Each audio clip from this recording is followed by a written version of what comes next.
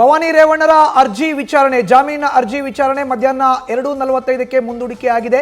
ಮಹಿಳೆಯ ಕಿಡ್ನಾಪ್ ವಿಚಾರಕ್ಕೆ ಸಂಬಂಧಪಟ್ಟಂತೆ ಜಾಮೀನು ಅರ್ಜಿಯನ್ನ ಏನು ಸಲ್ಲಿಸಿದ್ರು ಬಂಧನದ ಭೀತಿಯಲ್ಲಿ ಈಗ ಆ ಜಾಮೀನಿನ ಅರ್ಜಿ ವಿಚಾರಣೆ ಮಧ್ಯಾಹ್ನ 2:45ಕ್ಕೆ ಮುಂದೂಡಿಕೆ ಆಗಿದೆ. ಹೆಚ್ಚಿನ ಮಾಹಿತಿಯನ್ನು ನೀಡುತ್ತಾರೆ ನಮ್ಮ ಪ್ರತಿನಿಧಿ ವಿಷ್ಣು ಪ್ರಸಾದ್. ಈಗ ದೂರವಾಣಿ ಸಂಪರ್ಕಕ್ಕೆ ಸಿಕ್ಕಿದ್ದಾರೆ. ವಿಷ್ಣು, ಬಂಧನದ ಭೀತಿಯಿಂದ ಭವಾನಿ ರೇವಣ್ಣ ಅವರು ಸಲ್ಲಿಕೆ ಮಾಡಿದಂತ ಜಾಮೀನಿನ ಅರ್ಜಿ ವಿಚಾರಣೆ ಈಗ ಮುಂದೂಡಿಕೆ ಆಗಿರೋ ಅಂತದ್ದು. ಈಗ SIT ವಾದ ಏನು, ಭವಾನಿ ರೇವಣ್ಣರ ಪರ ವಕೀಲರು ಮಾಡಿದಂತ ವಾದ ಏನು ವಿಷ್ಣು? ಮಧುಸೂದನ್, ಇವತ್ತು ಅರ್ಜಿ ವಿಚಾರಣೆಯನ್ನ ಆರಂಭದಲ್ಲೇ ತೆಗೆದುಕೊಳ್ಳುವಂತಹ ಕೆಲಸವನ್ನ ಇವತ್ತು ನ್ಯಾಯಾಲಯ ಮಾಡಿತು. ಮೊದಲನೇದಾಗಿ SPP ಆಗಿ ಇವತ್ತು BN ಜಗದೀಶ್ ಅವರು ಪುನಃ ವಾಪಸ್ ಬಂದಿದ್ರು. ಮತ್ತೆ ಎರಡನೇದಾಗಿ ಭವಾನಿ ರೇವಣ್ಣ ಅವರ ಪರವಾಗಿ ಸಂದೇಶ್ ಚೌಟ ಸೀನಿಯರ್ ಕೌನ್ಸಿಲ್ ಇವತ್ತು ವಿಚಾರಣೆಯ ಸಂದರ್ಭದಲ್ಲಿ ಹಾಜರಾಗಿದ್ರು. ಬಂದಂತವರು ಮೊದಲ ಬಾರಿಗೆ SPP ಕಡೆಯಿಂದ, ಅದರಲ್ಲೂ ಪ್ರಮುಖವಾಗಿ SIT ಕಡೆಯಿಂದ ವಾದ ಮಂಡಿಸುವಂತಹ ಕೆಲಸವನ್ನ ಆಯಿತು. ಅದರಲ್ಲಿ ಜಗದೀಶ್ ಅವರು ಸ್ಪಷ್ಟನೆ ಪಡಿಸುವಂತಹ ಕೆಲಸವನ್ನು ಮಾಡಿದ್ರು. ಏನು ಭವಾನಿ ರೇವಣ್ಣ ಅವರಿಗೆ ಇಲ್ಲಿ ತನಕ ನಾವು ಯಾವುದೇ ರೀತಿ ನೋಟಿಸ್ ಕೊಟ್ಟೇ ಇಲ್ಲ ಅನ್ನೋ ರೀತಿಯಲ್ಲಿ ಸ್ಪಷ್ಟನೆ ಕೊಡುವಂತಹ ಕೆಲಸನ ಕೋರ್ಟ್ಗೆ ಹೇಳಿದ್ರು.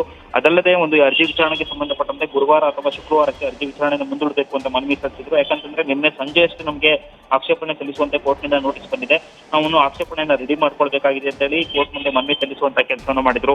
ಈ ವೇಳೆಯಲ್ಲಿ ಇದಕ್ಕೆ ಜೊತೆಗೆ ನನಗೆ ಆಕ್ಷೇಪಣೆ ಸಲ್ಲಿಸೋದಕ್ಕೆ ಮತ್ತಷ್ಟು ಕಾಲಾವಕಾಶ ಬೇಕು ಅಂತೇಳಿ ಮನವಿ ಸಲ್ಲಿಸುವಂತ ಕೆಲಸವನ್ನು ಮಾಡಿದ್ರು. ಇದಕ್ಕೆ ಭವಾನಿ ರೇವಣ್ಣ ಪರವಾಗಿ ಹಾಜರಾಗಿದ್ದಂತಹ ಸೀನಿಯರ್ ಕೌನ್ಸಿಲ್ ಸಂದೇಶ್ ಚೌಟ ಅವರು ಆಕ್ಷೇಪಣೆ ಸಲ್ಲಿಸುವಂತಹ ಕೆಲಸವನ್ನು ಮಾಡಿದ್ರು. ಯಾಕಂತಂದ್ರೆ ಈಗಾಗಲೇ ಅರ್ಜಿ ವಿಚಾರಣೆಗೆ ಸಂಬಂಧಪಟ್ಟಂತೆ ನಿನ್ನೆ ವಿಚಾರಣೆ ನಡೆದಿದೆ, ನೋಟಿಸ್ ಕೂಡ ಕೊಡಲಾಗಿದೆ. ಇಷ್ಟು ಟೈಮ್ ಇತ್ತು, ಆದ್ರೆ ಇವರು ವಿನಾಕಾರಣ ಕಾಲ ಎಳೆಯುವಂತ ಕೆಲಸವನ್ನು ಮಾಡ್ತಿದ್ದಾರೆ.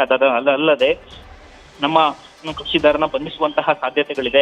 ಯಾಕಂತಂದ್ರೆ ಯಾವುದೇ ನೋಟಿಸ್ ಕೊಡದಲೇನು ಕೂಡ ಅಲ್ಲಿ ಬಂಧಿಸೋದಕ್ಕೆ ಅವಕಾಶ ಇರುವಂತಹ ಹಿನ್ನೆಲೆಯಲ್ಲಿ ಬಂಧಿಸುವ ಸಾಧ್ಯತೆ ಇದೆ. ಹೀಗಾಗಿ ಅವರು ಏನು ಆಕ್ಷೇಪಣೆ ಸಲ್ಲಿಸುವವರೆಗೂ ನಮಗೆ ಟೈಮ್ ಕೊಡಬೇಕು ಅಂತ ಮನವಿ ಸಲ್ಲಿಸುವಂತ ಕೆಲಸ ಮಾಡಿದ್ರು. ಅಂದ್ರೆ ಬಂಧಿಸದಂತೆ ರಕ್ಷಣೆ ನಮ್ಗೆ ನೀಡಿದ್ರೆ ನಾವು ಆಕ್ಷೇಪಣೆ ತನಕ ಟೈಮ್ ವೇಟ್ ಮಾಡ್ತೀವಿ ಅಂತ ಹೇಳಿ ಕೂಡ ಸಂದೇಶ್ ಚೌಟ ಅವರು ಹೇಳಿದ್ರು. ಇದಾದ ಬಳಿಕ ಇದೇ ವಿಚಾರಕ್ಕೆ ಸಂಬಂಧಪಟ್ಟಂತೆ ಜಗದೀಶ್ ಅವರು ಪುನಃ ಹೇಳಿದ್ದು, ನಿನ್ನೆ ಸಂಜೆ ಕೂಡ ನನಗೆ ನೋಟಿಸ್ ಬಂದಿರುವಂತ ನನಗೆ ಟೈಮ್ ಬೇಕು ಅಂತ ಪುನಃ ಮನವಿ ಸಲ್ಲಿಸಿದಕ್ಕೆ ನ್ಯಾಯಾಧೀಶರು ಸಂತೋಷ್ ಗಜಾನನ್ ಭಟ್ ಅವರು ಸ್ಪಷ್ಟಪಡಿಸುವಂತ ಕೆಲಸವನ್ನು ಮಾಡಿದ್ರು. ಒಂದು ಕೆಲಸವನ್ನು ಮಾಡಿ, ಇವತ್ತು ಮಧ್ಯಾಹ್ನ ನೀವು ಆಕ್ಷೇಪಣೆಯನ್ನು ಸಲ್ಲಿಸಿ, ನೀವು ಆಕ್ಷೇಪಣೆ ಸಲ್ಲಿಸಿದಂತಹ ನಂತರ ಇವತ್ತೇ ಅರ್ಜಿ ವಿಚಾರಣೆ ನಡೆಸೋದಕ್ಕೆ ರೆಡಿ ಇದ್ದೇನೆ ಅಂತ ಹೇಳಿ ನ್ಯಾಯಾಧೀಶರು ಅಲ್ಲಿ ಸ್ಪಷ್ಟಪಡಿಸುವಂತ ಕೆಲಸವನ್ನು ಮಾಡಿದ್ರು. ಈ ಅಂಶದ ಆಧಾರದ ಮೇರೆಗೆ ಮಧ್ಯಾಹ್ನ 2:45ಕ್ಕೆ ಈಗ ಅರ್ಜಿ ವಿಚಾರಣೆಯನ್ನು ಮುಂದೂಡಿಕೆ ಮಾಡುವಂತ ಕೆಲಸ ಆಗಿದೆ.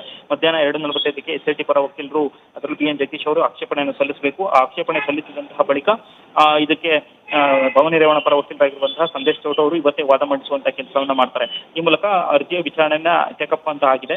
ಮತ್ತೆ ಈ ಒಂದು ಪ್ರಕರಣದಲ್ಲಿ ಇನ್ನೊಂದು ಪ್ರಮುಖವಾದಂತ ಅಂಶ ಏನಂತಂದ್ರೆ, ಈಗಾಗಲೇ ಅವರ ಅಪ್ಲಿಕೇಶನ್ ಹಾಕುವಂತ ಕೆಲಸವನ್ನು ಭವಾನಿ ರೇವಣ್ಣ ಮಾಡಿದ್ರೆ, ಅದರಲ್ಲಿ ಸ್ಪಷ್ಟಪಡಿಸುವಂತ ಕೆಲಸವನ್ನು ಮಾಡಿದ್ರೆ, ಮಾಧ್ಯಮಗಳಲ್ಲಿ ತೋರಿಸಿದಂತಹ ಎಲೆಕ್ಟ್ರಾನಿಕ್ಸ್ ಮೀಡಿಯಾದಲ್ಲಿ ಅಂದ್ರೆ ವಾಟ್ಸ್ಆಪ್ ಮೂಲಕ ನೋಟಿಸ್ ಕಳಿಸಿದರೆ ಅಂತ ಹೇಳಿ ಮೀಡಿಯಾಗಳಲ್ಲಿ ತೋರಿಸುವಂತ ಕೆಲಸ ಆಗಿದೆ ಅನ್ನುವಂಥದ್ದನ್ನು ಅವರು ಸ್ಪಷ್ಟಪಡಿಸಿದ್ರು. ಆದ್ರೆ SIT ಮಾತ್ರ ಇಲ್ಲ, ನಾವು ಇಲ್ಲಿ ತನಕ ಅವರಿಗೆ ಯಾವುದೇ ನೋಟಿಸ್ ಕೊಟ್ಟೇ ಇಲ್ಲ ಅಂತ ಹೇಳಿ ಕೋರ್ಟ್ ಗಮನಕ್ಕೆ ತರುವಂತ ಕೆಲಸವನ್ನು ಮಾಡಿದ್ರು. ಮಧುಸೂದನ್, ವಿಷ್ಣು ಪ್ರಸಾದ್, ಒಂದ್ ಕಡೆ ಈ ತನಕ ನೋಟಿಸ್ ಬಂದೇ ಇಲ್ಲ, ಆದ್ರೂ ಕೂಡ ಜಾಮೀನಿನ ಅರ್ಜಿ ಸಲ್ಲಿಕೆ, ಇದು ಭವಾನಿ ರೇವಣ್ಣ ಅವರ ಪರ ಎಷ್ಟು, ವಿರೋಧ ಎಷ್ಟು ಆಗಬಹುದು ಅಂತ?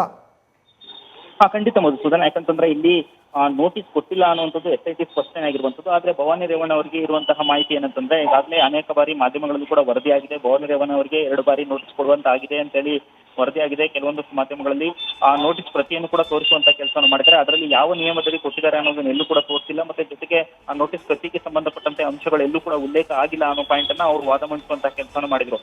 ಇನ್ನ ಇದಕ್ಕೆ ಸಂಬಂಧಪಟ್ಟಂತೆ SIT ಕೂಡ ನಾವು ಆಕ್ಷೇಪಣೆ ವೇಳೆಯಲ್ಲಿ ಕೂಡ ನಾವು ನೋಟಿಸೇ ಕೊಟ್ಟಿಲ್ಲ ಅನ್ನೋದನ್ನ ಸ್ಪಷ್ಟಪಡಿಸಿದ್ರು. ಅಂದ್ರೆ ಇದು ಯಾವ ರೀತಿ ಆಗುತ್ತೆ ಅಂತ ನೋಡ್ತಾ ಇದ್ರು ಕೂಡ, ಒಂದು ಕಡೆ ನೋಟಿಸ್ ಕೊಟ್ಟಿಲ್ಲ ಅಂದ್ರೂ ಕೂಡ ಈ ಪ್ರಕರಣದಲ್ಲಿ ಕಿಡ್ನಾಪ್ ಪ್ರಕರಣ ಆಗಿರುವಂತದ್ದು, ಮತ್ತೆ ನಾನ್ ಬೇಲೆಬಲ್ ಸೆಕ್ಷನ್ ಕೂಡ ಪ್ರಕರಣದಲ್ಲಿ ಇರುವಂತಹ ಹಿನ್ನೆಲೆಯಲ್ಲಿ ನೇರವಾಗಿ ಕಾಗ್ನಿಸ್ ತೆಗೆದುಕೊಳ್ಬೇಕು. ನೋಟಿಸ್ ಕೊಟ್ಟೆ ಅವ್ರನ್ನ ಅರೆಸ್ಟ್ ಮಾಡಬೇಕು ಅಂತೇನಿಲ್ಲ, ನೋಟಿಸ್ ಕೊಡದಲೇನು ಕೂಡ ಭವಾನಿ ಅವರನ್ನ ಅರೆಸ್ಟ್ ಮಾಡೋದಕ್ಕೆ SIT ಅವಕಾಶ ಇರುವಂತದ್ದು. ಆದ್ರೆ ಅದರಲ್ಲಿ ಅವರ ಪಾತ್ರ ಏನು, ಮತ್ತೆ ಅವರ ವಿರುದ್ಧ ಬಂದಿರುವಂತಹ ಆರೋಪ ಏನು, ಮತ್ತೆ ದೂರುದಾರರು ಕೊಟ್ಟಂತಹ ಸ್ಟೇಟ್ಮೆಂಟ್ ಏನು, ಇಲ್ಲಿ ತನಕ ತನಿಖೆ ವೇಳೆಯಲ್ಲಿ ಭವಾನಿ ಅವರ ಪಾತ್ರದ ಬಗ್ಗೆ ಯಾವೆಲ್ಲ ಅಂಶಗಳು ಕಂಡು ಬಂದಿದೆ ಅನ್ನೋದ್ರ ಆಧಾರದ ಮೇರೆಗೆ ಅವ್ರನ್ನ ಅರೆಸ್ಟ್ ಮಾಡಬೇಕು ಬೇಡವಾ ಅನ್ನೋದು SIT ನಿರ್ಧಾರ ಮಾಡುತ್ತೆ. ಆದ್ರೆ ಇಲ್ಲಿ ಗಮನಕ್ಕೆ ಬಂದಿರೋದೇನಂತಂದ್ರೆ, ಅವರು ನಿರೀಕ್ಷಣೆ ಜಾಮೀನು ಕೇಳ್ಕೊಂಡ್ ಬಂದಿದ್ದಾರೆ ಅಂದ್ರೆ ಅವರಿಗೆ ಬಂಧಿಸುವಂತಹ ಸಾಧ್ಯತೆಗಳಿದೆ ಅನ್ನುವಂತಹ ಡೌಟ್ ಕ್ರಿಯೇಟ್ ಆಗಿದೆ. ಜೊತೆಗೆ ಇಲ್ಲಿ ಬಂಧಿಸಿದ್ರು ಕೂಡ ಕಾಗ್ನಿಸಬಲ್ ಸೆಕ್ಷನ್ಸ್ ಇರುವಂತಹ ಹಿನ್ನೆಲೆ, ನಾನ್ ಮೆನಬಲ್ ಸೆಕ್ಷನ್ ಇರುವಂತಹ ಹಿನ್ನೆಲೆ ಮುಂದಿನ ದಿನಗಳಲ್ಲಿ ಸಂಕಷ್ಟ ಎದುರಾಗುತ್ತೆ ಅನ್ನೋ ಒಂದು ಭಯಕ್ಕೆ ಭವಾನಿ ಅವರೀಗ ಈ ಒಂದು ಜಾಮೀನು ಅರ್ಜಿಯನ್ನು ಸಲ್ಲಿಸುವಂತಹ ಕೆಲಸವನ್ನು ಮಾಡಿದ್ದಾರೆ.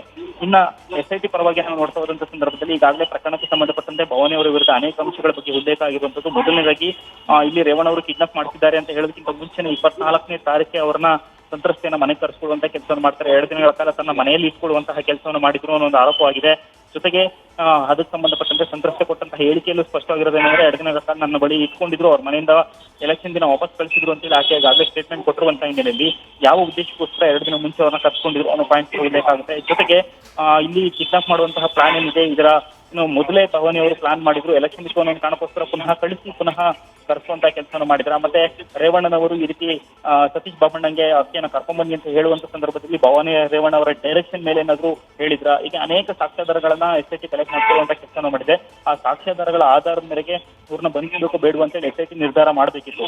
ಆದ್ರೆ ಇವರಿಗಿರುವಂತಹ ಮಾಹಿತಿ ಪ್ರಕಾರ ಈಗ ಭವಾನಿ ಅವರಿಗೆ ಎಲ್ಲೋ ಒಂದ್ ಕಡೆ ತಮ್ಮನ್ನ ಬಂಧಿಸಬಹುದು ಅನ್ನೋ ಭಯದಲ್ಲಿ ಈಗ ಜಾಮೀನು ಅರ್ಜಿ ಸಲ್ಲಿಸುವಂತಹ ಕೆಲಸವನ್ನು ಮಾಡಿದ್ದಾರೆ. ಮತ್ತು ಧನ್ಯವಾದ ವಿಷ್ಣು ನಿಮ್ಮ ಮಾಹಿತಿಗೆ. ನ್ಯೂಸ್ ಫಸ್ಟ್ ನಿರ್ಭೀತಿಯಿಂದ ನಿಮ್ಮ ಪರವಾಗಿ.